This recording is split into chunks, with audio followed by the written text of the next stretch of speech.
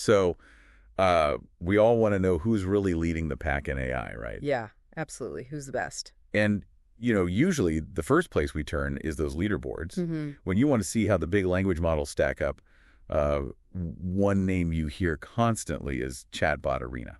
Definitely. It's become, well, a really key reference point. You see it cited by journalists, folks in the industry. Even that big AI index report mentioned its importance, didn't it? Exactly. And in universities, too. It really filled a gap. A gap. How so? Well, Chatbot Arena really stepped up because, the old ways of testing AI just weren't cutting it anymore. Right. The standard benchmarks were getting stale. Yeah, they were. With Chatbot Arena, you type in a prompt, you get 2 anonymous answers back from different models, and you vote for the best one. Simple idea, but powerful.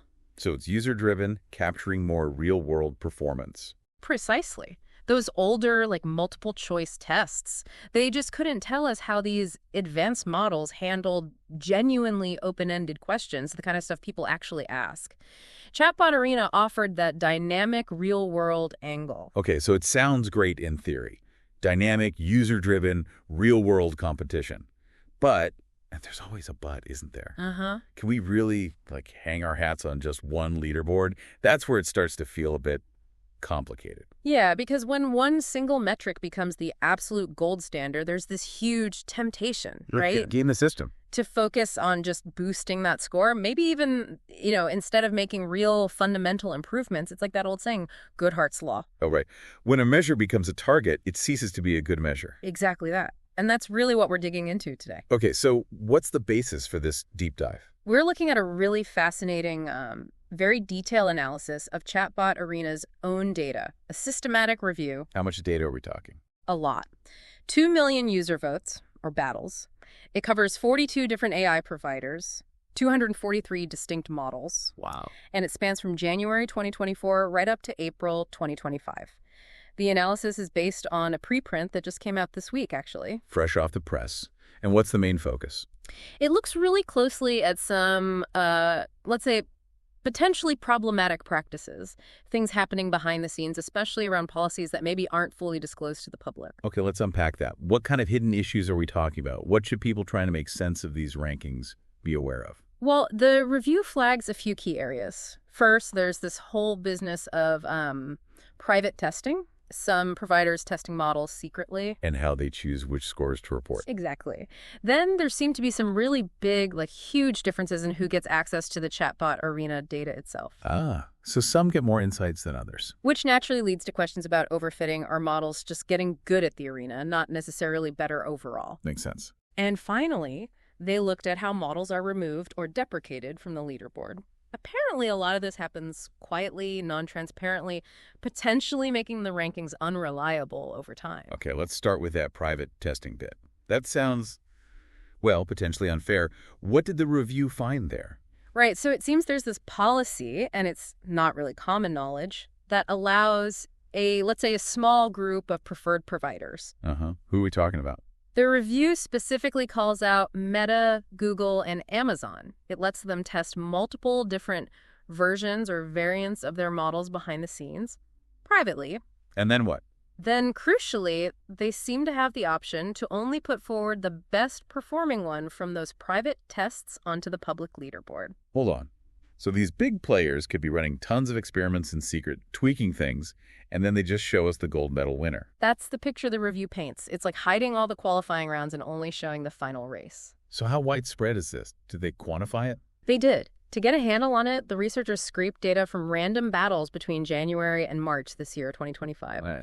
They found Meta, for instance, had tested 27 private model variants before they officially released Llama 4. 27? Yeah. Google tested 10 before Gemma 3 came out. Amazon tested 7. And that's not all. Meta apparently also tested an extra 16 private vision models. Okay, wow. How does that compare to, say, smaller companies or academia? Stark contrast. A smaller company like Reka, they tested just one private variant in that period. Academic labs, zero.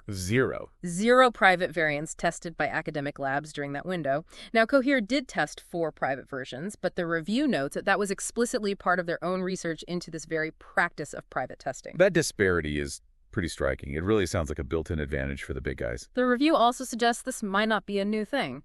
They point to some anecdotal evidence looking back at late 2024, early 2025. What kind of evidence? Remember that period when we saw this really rapid-fire succession of new top models from OpenAI, XAI, Google? Vaguely, yeah. Models leapfrogging each other quickly. Right, like GPT 4.5 and Grok 3 both apparently hit the top spot around March 4th, 2025. And back in November 2024, you had a Google Gemini experimental model hitting #1 on the 14th. Then OpenAI's ChatGPT 4o took over on the 20th, only for another Gemini experimental model to grab the lead again on the 21st. That is incredibly fast. Developing and tuning these massive models usually takes longer than a few days, doesn't it? You'd certainly think so. The researchers argue it's much more plausible that these companies were testing multiple versions at the same time. The best of N strategy, as they called it. Exactly. Testing maybe 5, 10, 20 versions privately and only releasing the single best one. And how does that affect the rankings? Well, it actually messes with the math behind the rankings. Yeah. Chatbot Arena uses something called the Bradley-Terry, or BT, model. A key assumption of that model is unbiased sampling. Basically, every model should have a fair shot at being compared. But if you're only showing your best performer... You're violating that assumption. You're systematically inflating your apparent rank. So hang on. Even if a company's average model isn't actually the best, just by testing loads of secret versions, they could look better than a competitor who's more transparent. That's precisely what the simulations in the review suggest. They showed graphically how the probability of picking a higher performing model goes way up the more private variants you test. Like stacking the deck. Kind of. They even demonstrated a scenario where one model family, which on average was actually worse, could leapfrog a genuinely better model family just by using this best of N private testing and selection strategy. That really makes you question if the leaderboard reflects genuine capability or just who's better at playing the arena game. It definitely raises that question. Okay, so if private testing gives some an advantage, what about accessing the data generated by the arena? You mentioned disparities there too. Yeah, this is another major point. The review talks about extreme disparities in data access. That's their term. And it stems from a combination of factors, that private testing we just discussed, differences in how often models get sampled for battles, and the silent model deprecation. And who benefits most? Overwhelmingly, the big proprietary model providers. They calculated that OpenAI, Google, Meta, and Anthropic, just those four, collectively got access to almost 63%. 62.8% to be exact, of all the battle data. 63% for just 4 companies. Wow. What about the open source models? It's not great. All 41 of the open source models looked at in the study combined received only 8.8% of the total data. That's a staggering difference. And it connects back to private testing, right? The more private variants you test, the more chances your models get shown to users, the more prompt data you collect. Like Cohere's experiment showed. Exactly. They found testing 3 variants instead of 1 nearly quadrupled their prompt intake, from about 6% to over 19%. And it's not just the volume from private tests, right? You mentioned sampling rates too. Correct. Even for the models that are public, how often they actually get put into a head-to-head comparison varies wildly. How wildly? Well, looking at that Jan to Mar 2025 data again, models from OpenAI and Google sometimes hit maximum daily sampling rates of up to 34%. A third of the time. Yeah. Compare that to, say, models from Allen AI sampled less than 2% of the time on their peak days. Rika was around 3.3%. So the big players get shown vastly more often. That must create a feedback loop, right? More data, faster improvement. It certainly seems like it would confer a significant advantage in understanding user interactions and preferences on the platform. And then there was the model removal issue, deprecation. Right. So Chatbot Arena does have a stated policy for retiring older or underperforming models. It involves things like getting 3,000 votes and having newer models in the series, or if there are multiple cheaper, better alternatives. Seems reasonable enough. But the review argues it's actually quite hard to audit this policy. Things like free hosting complicate price comparisons, and there's an or condition that makes it tricky. Okay, but what's the bigger concern? The bigger concern is the number of models that just disappeared. They found 205 models were silently deprecated, just sort of faded out of the comparisons, compared to only 47 that were officially marked as retired, according to the policy. Silently removed, so their sampling rate just drops off. Pretty much, often without any public announcement or clear justification tied back to that official policy. That sounds like it could really muddy the waters, especially for historical comparisons. It definitely could. And there's one more data access wrinkle: how the models connect to the arena. Providers using a direct API connection, typically the larger companies who can manage that infrastructure, They get more data. they get all the data. 100% of the prompts used in battles involving their models. And the others. Those may be using third-party hosting. They might only get access to publicly available data, or they have to specifically request it, and even then, they might only get 20% from the arena organizers. Okay, so let's recap the data access part. Big proprietary players test more privately, get sampled way more often, and if they use an API, they get 100% of the data, while open source models get a tiny fraction of the battles and data, and many models just vanish silently. That sums up the disparities pretty well. It really feels like a system tilted heavily in favor of a few established players. So does all this extra data actually help them perform better on the arena? Is there evidence for that? Yes, the review presents pretty compelling evidence on that front.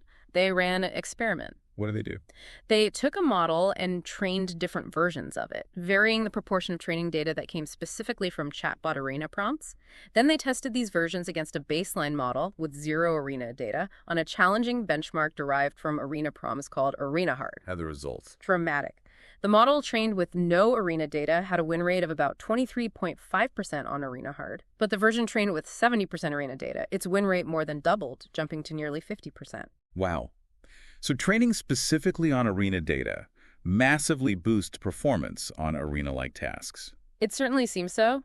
Access to that data clearly provides a competitive edge. It lets providers really dial into what users are asking, what kind of answers get preferred, the specific style and topics that resonate on the platform. And are those user interests static, or do they change? They change. The researchers noted shifts over time. For example, an increase in the complexity of prompts, more challenging math, coding questions, multi-turn conversations. So the goalposts are always moving. Exactly. And also shifts in language.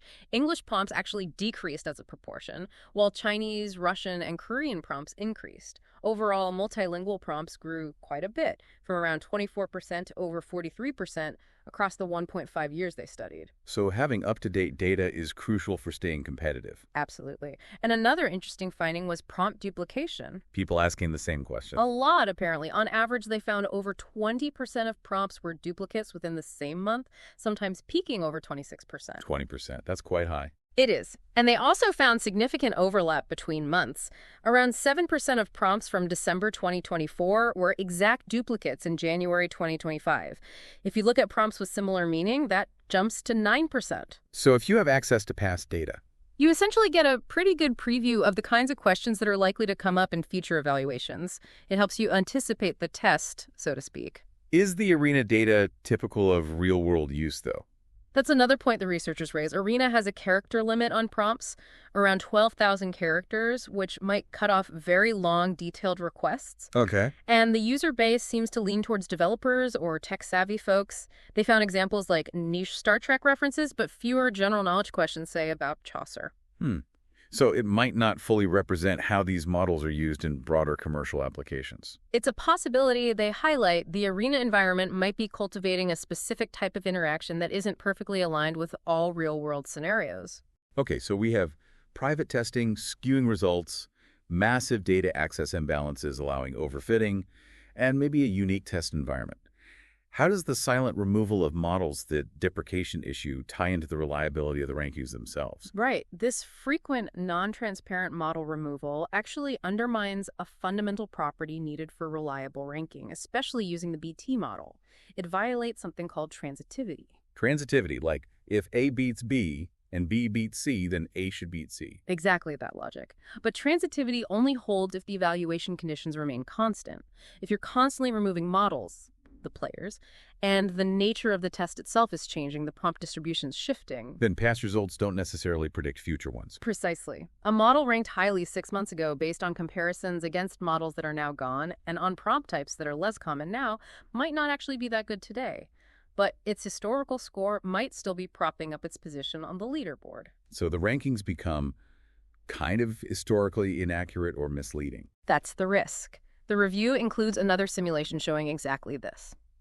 When the task distribution changes over time, a model that gets deprecated ends up with an unreliable final ranking compared to a scenario where all models are kept in the mix and continuously evaluated against the changing tasks. And does removing lots of models cause other problems? Yes. It leads to what mathematicians call sparse battle histories and potentially disconnected comparison graphs, Right. meaning you don't have enough direct head-to-head comparisons between all the currently active models. There might be groups of models that have only rarely or never been directly compared to other groups. And that makes the ranking less reliable. Yes. Research going back decades, like work by Ford Jr. in the 1950s, showed that for these kinds of paired comparison rankings to be robust, you really need a well-connected graph, basically. Enough comparisons linking all the items together. High removal rates break that connectivity. Okay, this paints a pretty concerning picture. It sounds like while Chatbot Arena started with good intentions, several factors might be seriously undermining the trustworthiness of its rankings as the ultimate measure of AI quality. That seems to be the core argument of the review, yes. So what's the path forward? Did the researchers offer solutions? How can we restore trust or improve the process? They did. They laid out 5 key recommendations to try and address these issues. Okay, what's the first one? First, and perhaps most fundamentally, they argue strongly against allowing score retraction after a model is submitted. No take-backsies. Pretty much. All test results, including any from private variants, should be permanently published, and providers should have to disclose how many private variants they tested for each official model. Full transparency on the testing process. Yes. They state there's really no scientific justification for allowing selective reporting in this kind of benchmark. Makes sense. What's number 2? Second, establish clear, transparent limits on the number of private variants a provider can test before releasing a model publicly. Put a cap on that best event advantage. Exactly. The idea is to reduce the incentive and ability to just overfit to the arena through massive private iteration and to level the playing field somewhat. They suggest enforcing this limit per provider, not per model, as that might be easier to track. Okay, limit private testing. What else? Third, they stress the need for much fairer sampling methods. How do we decide which 2 models face off in a battle? Instead of just showing the popular ones all the time. Right. They suggest revisiting an active sampling method the arena organizers themselves actually proposed earlier. This method would prioritize comparing model pairs that are currently under-evaluated or where the results so far show high variance or uncertainty. So focus the comparisons where they'll give us the most new information about relative performance. That's the idea. More scientifically driven sampling to reduce uncertainty efficiently. Okay, what's the 4th recommendation? Fourth, they call for transparent, auditable, and consistently applied model retirement policies. These should be based on clear criteria like model availability and sustained performance, not just quiet removal. No more ghost models disappearing. Right. And they suggest maybe a stratified approach, for instance. After rankings stabilize for a period, perhaps retire the bottom 30th percentile within each category, proprietary, open weight, open source, separately. Ah, so you ensure you're comparing within comparable groups and maintain representation across categories. Yes, aiming for a balance between keeping the arena up to date and ensuring robust, reliable comparisons without letting strong but maybe less hyped models vanish unfairly. And the final recommendation. Number 5 is about model identity, finding a more robust way to track and identify models to prevent providers from potentially gaming the system by submitting slightly tweaked versions under new names, for example. Okay, so tighten up identification. Those seem like substantial changes. They are. They aim to address the core issues of transparency, fairness, and statistical reliability that the review highlighted. So wrapping this up, it really sounds like Chatbot Arena, despite being this incredibly popular and frankly valuable initiative in many ways. It undeniably pushed evaluation forward. But it seems like certain policies, or maybe lack thereof, combined with how some providers have engaged with it, have introduced some pretty significant reliability questions around the rankings it produces. That's a fair summary of the findings. There's this tension, isn't there, between the hard work of the arena team and the demands of scientific integrity and fair comparison. Yeah. And it feels like maybe many of these issues weren't intentional harms, but perhaps emerged gradually from initial design choices, concessions made along the way as it scaled up. That's certainly plausible. The review itself acknowledges the immense effort behind building and maintaining such a platform. But the data, as they present it, does suggest the current system has vulnerabilities and might not be giving us the fully objective picture we might assume. Which leaves us, and you listening, with a really important question, doesn't it? Given all this, how should we interpret AI leaderboards? Not just Chatbot Arena, but generally. What other evaluation methods, or maybe what safeguards, do we need to put in place to make sure we're tracking genuine progress in AI capabilities and not just rewarding skill at leaderboard optimization? It definitely calls for more critical thinking about the metrics we rely on to define what best even means in AI. Something to mull over next time you see those rankings flash across your screen.